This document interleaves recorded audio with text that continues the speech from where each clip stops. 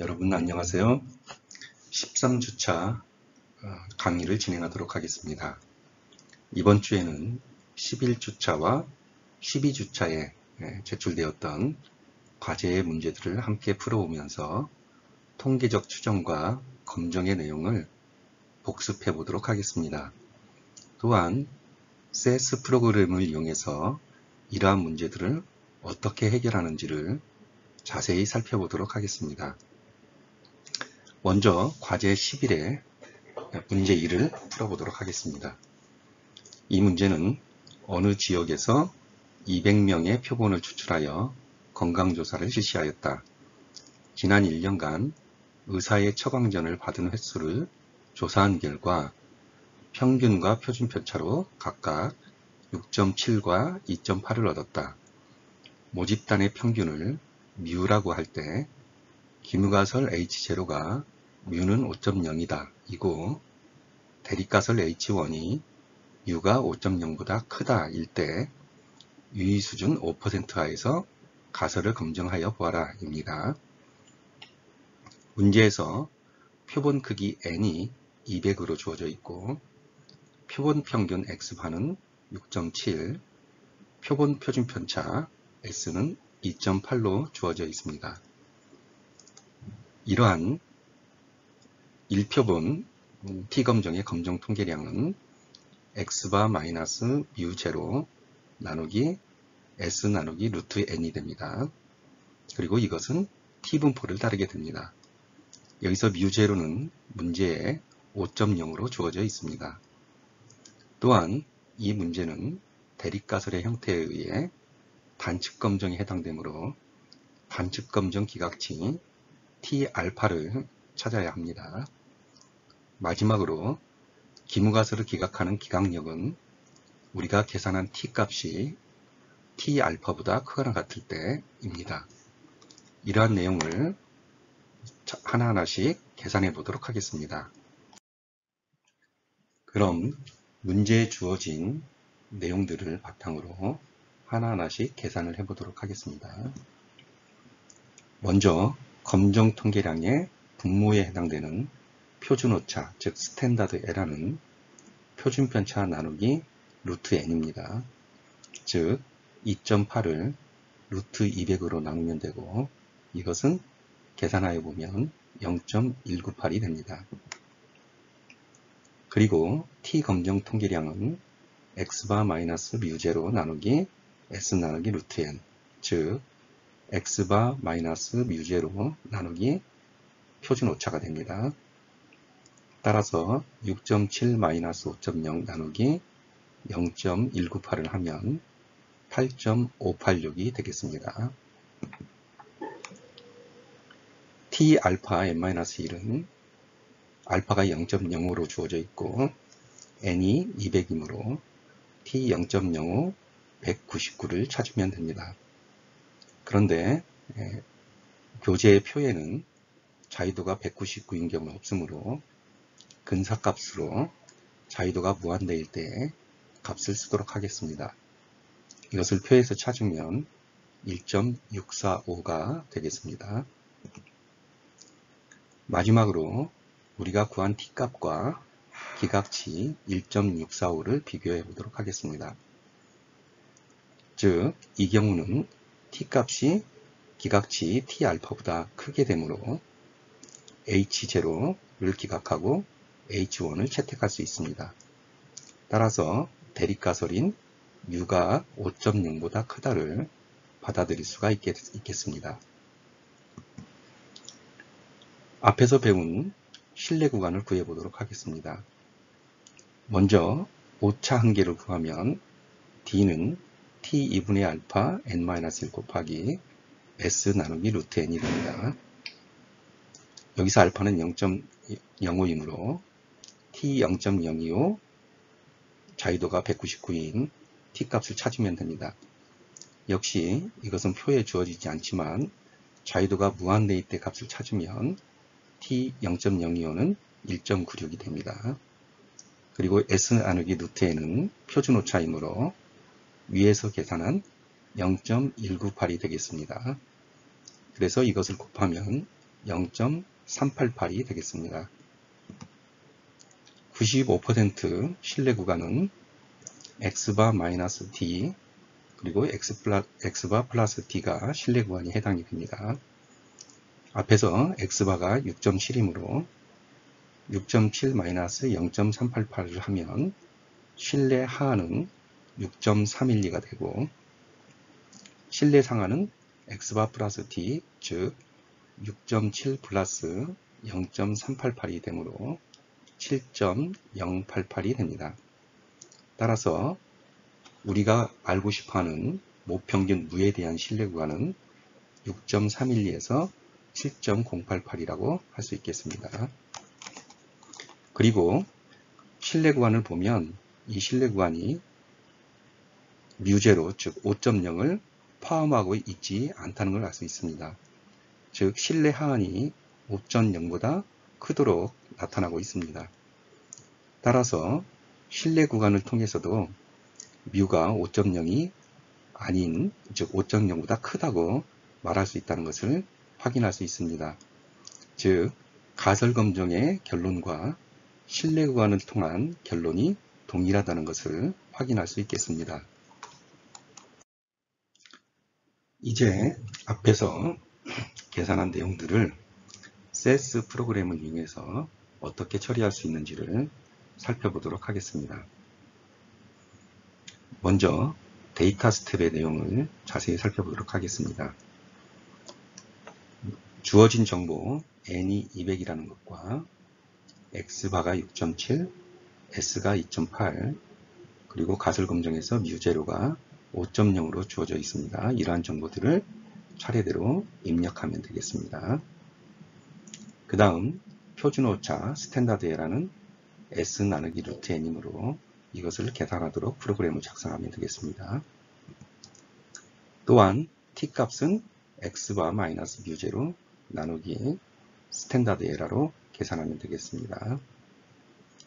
그 다음에 t0.05 값을 찾아야 하는데 이것은 t분포에서 우측 확률점이 0.05가 되는 값을 찾아야 합니다. 이것은 squantile이라는 함수를 사용할 수 있습니다. squantile 함수는 연속형 분포 혹은 이산형 분포들에 대해서 우측 확률 값을 구하는 함수입니다. 이 함수를 사용할 때는 인용부호로 함수의 이름을 분포의 이름을 쓰고 그 다음 알파와 자유도 등을 사용하면 됩니다. 즉 여기에서는 인용부 안에 t라는 분포 이름을 지정하였고 알파 0.05 그리고 자유도가 n-1이라는 것을 지정하였습니다. 그 다음에 여러분들이 가설 검증을 할 때 p-value를 통해서도 구할 수 있다는 것을 확인할 수 있다는 것을 배웠습니다. p값은 t분포에서 검정 통계량보다 크거나 같을 그럴 확률을 얘기합니다. 그리고 cdf 함수는 누적 분포 함수로서 t보다 작을 확률을 계산하는 것이므로 1에서 cdf 함수에 의한 확률값을 빼면 우리가 t값보다 크거나 같을 확률을 구할 수가 있겠습니다.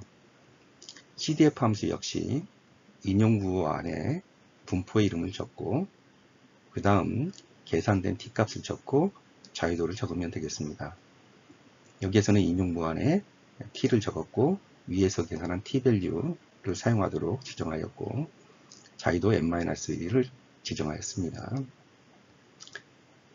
이렇게 하면 밑에서와 같이 표준오차 t값, t알파 그리고 p-value 등이 구해지게 됩니다.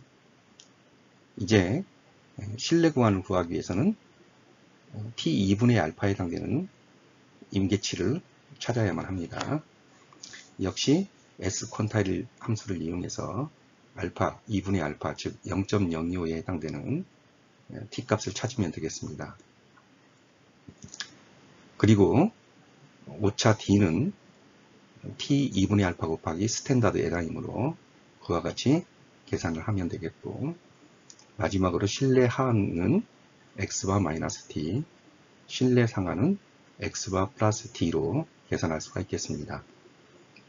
이와 같이 계산된 내용을 프락 프린트를 이용해서 출력을 하면 아래와 같은 값이 출력된다는 것을 볼 수가 있습니다.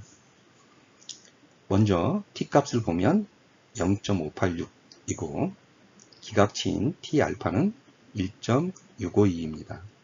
이것이 정확한 t알파 값입니다.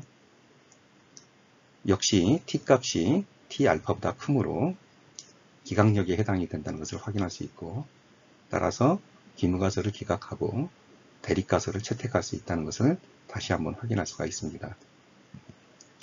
또한 p-value를 보면 거의 0에 가까운 것을 볼 수가 있습니다.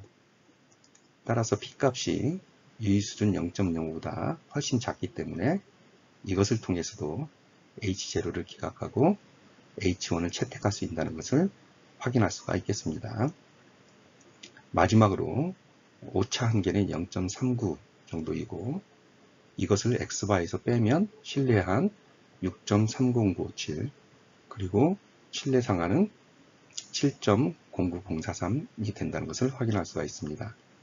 앞에서 얘기한 바와 같이 신뢰 구간이 뮤제로 5.0보다 훨씬 크기 때문에, 즉 신뢰 하한이 5.0보다도 훨씬 크기 때문에 역시 이것을 통해서도 모평균 뮤가 5.0보다 크다고 말할 수 있다는 것을 확인할 수 있겠습니다. 이러한 내용을 천천히 다시 한번 살펴보고 세스를 통해서 확인을 해보기 바랍니다.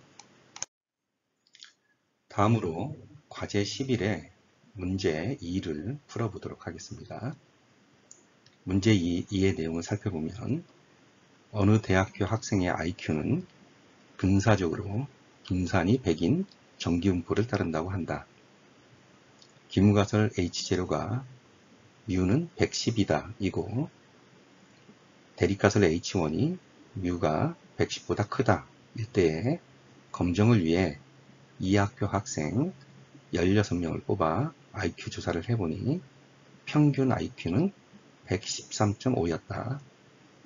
유의수준 5% 하에서 기무가설 H0를 기각할 것인지 아닌지를 검증하여 보아라 입니다. 문제에 주어진 정보를 보면 먼저 표본 크기는 16이 됩니다. 그리고 표본 표준 편차는 이 16명으로부터 구한 113.5가 되겠습니다. 문제에는 모분산이 주어져 있습니다. 즉 시그마 제곱이 100으로 주어져 있고, 즉 모표준 편차 시그마는 루트 100이므로 10이 되겠습니다.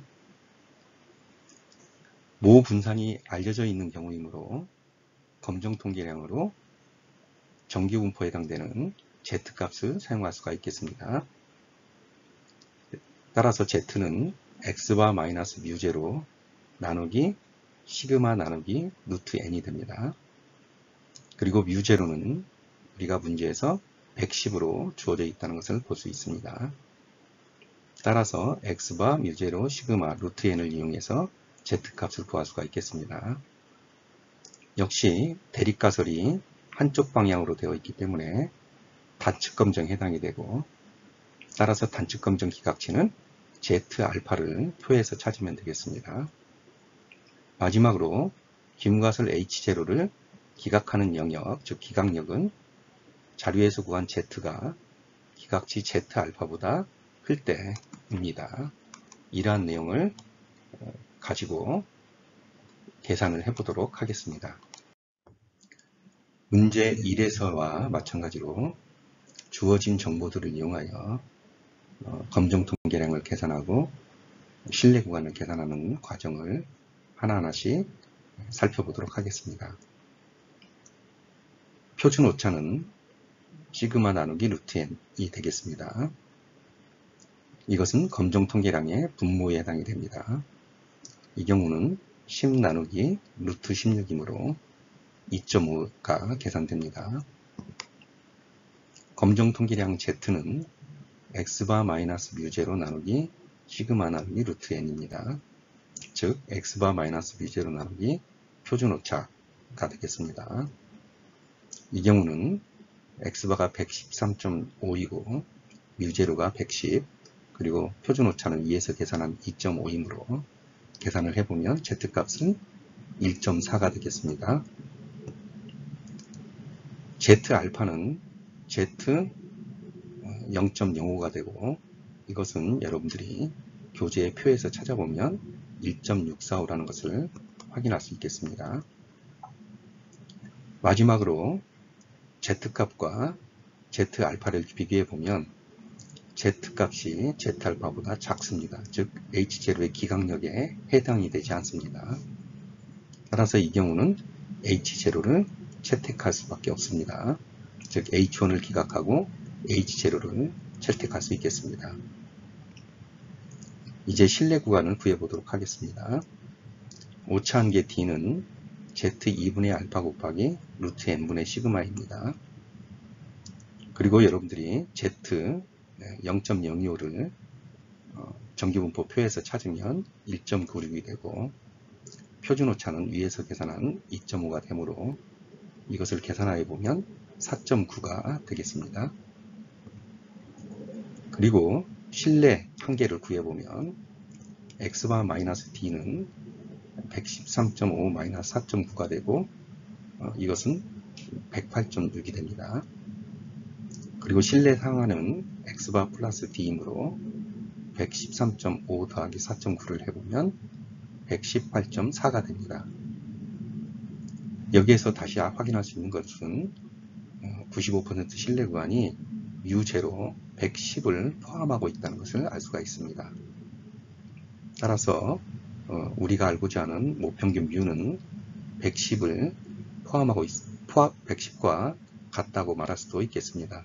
따라서 H0를 채택해야만 합니다. 즉 이해에서도 실내 구간을 통해서도 가설 검정의 문제 결과와 동일한 결론을 도출할 수 있다는 것을 확인할 수가 있겠습니다. 이제 문제 2의 계산 내용을 세스의 데이터 스텝 프로그램을 이용해서 어떻게 처리할 수 있는지를 역시 자세히 살펴보도록 하겠습니다. 먼저 문제에 주어진 정보들을 입력하겠습니다. 즉 n이 16이고 x바가 113.5이고 시그마가 10이고 u0가 110이라는 것을 입력하겠습니다. 표준 오차 SE는 시그마 나누기 루트 n입니다. 루트 n은 sqrt 함수를 이용해서 입력하였습니다.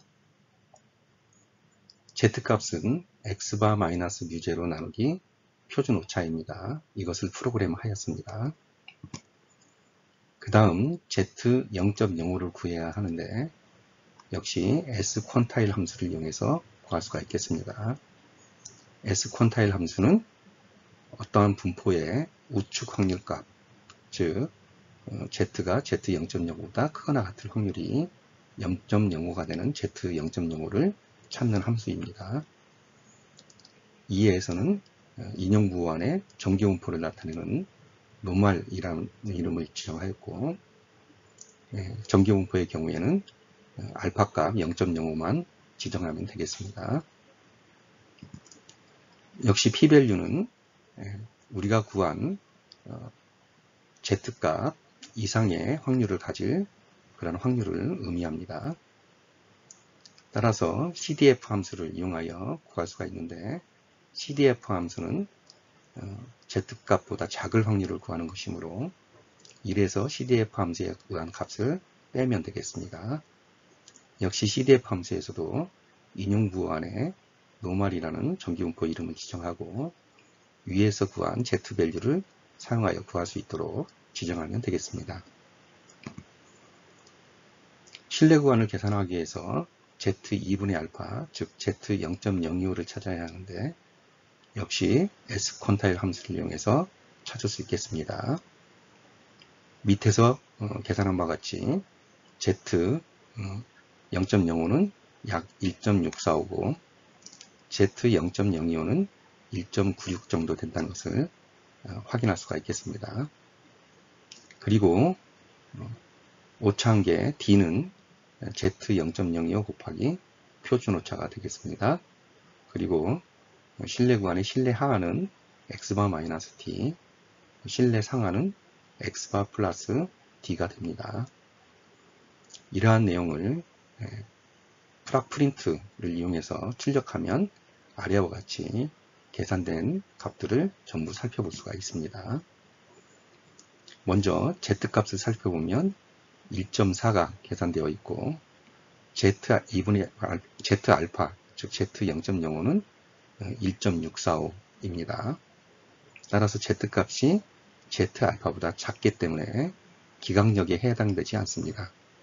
따라서 H0를 채택해야 합니다. 즉 H1을 기각하고 H0를 채택할 수 있겠습니다. 그리고 P값을 보면 0.08로 계산되어 있습니다. 이 P값은 유의수준 0.05보다 크다는 것을 확인할 수 있습니다. 역시 P값을 이용해서도 동일하게 결론을 유도할 수 있습니다. 즉 H0를 채택하고 대립값을 H1을 기각해야 한다는 것을 알 수가 있겠습니다.